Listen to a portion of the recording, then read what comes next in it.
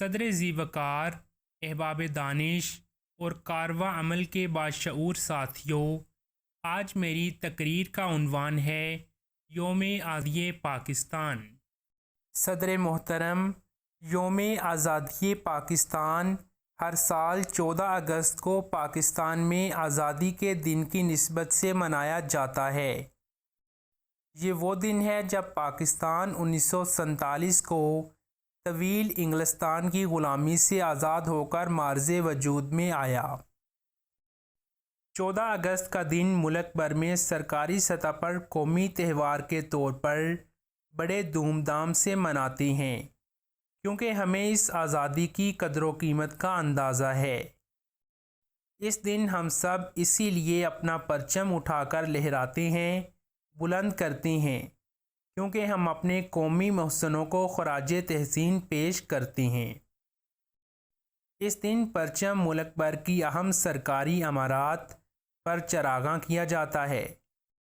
دارالحکومت اسلام آباد کو خاص طور پر سجاتے ہیں، اور یہیں ایک قومی حیثیت کی حامل تقریب میں صدر پاکستان اور وزیر اعظم قومی پرچم بلند کرتے ہوئے اس بات کا عہد کرتے ہیں کہ ہم اس پرچم کی طرح اس وطن عزیز کو بھی عروج و ترقی کی بلندیوں تک پہنچائیں گے۔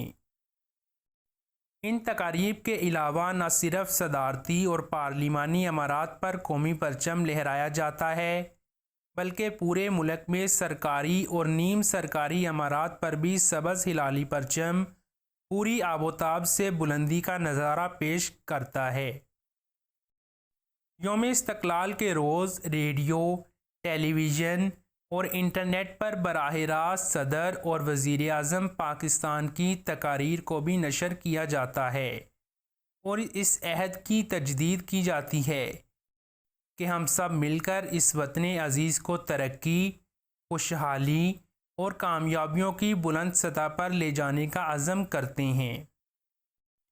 ساتھیوں، آزادی ایک بڑی نعمت ہے، اس سے بڑھ کر دنیا میں کوئی چیز نہیں۔ آزادی کا دن منانا بھی ہم سب پر لازم ہے۔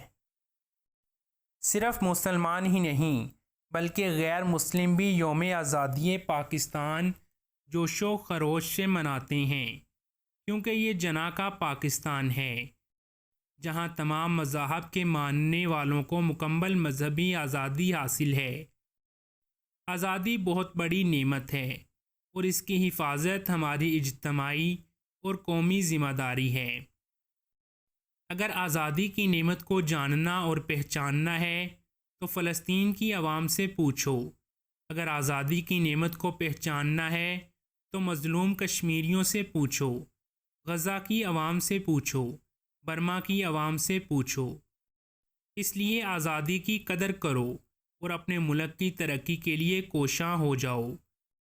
آزادی کا جشن مناتے ہوئے ہمیں عہد کرنا چاہیے کہ پاکستان کی ترقی کے لیے ہر ممکن کوشش کریں گے، وطن عزیز کی سالمیت پر کبھی آنچ نہیں آنے دیں گے، اور وقت آنے پر پاک فوج، پولیس اور قانون نافذ کرنے والے اداروں کے شانہ بشانہ کھڑے ہوں گے۔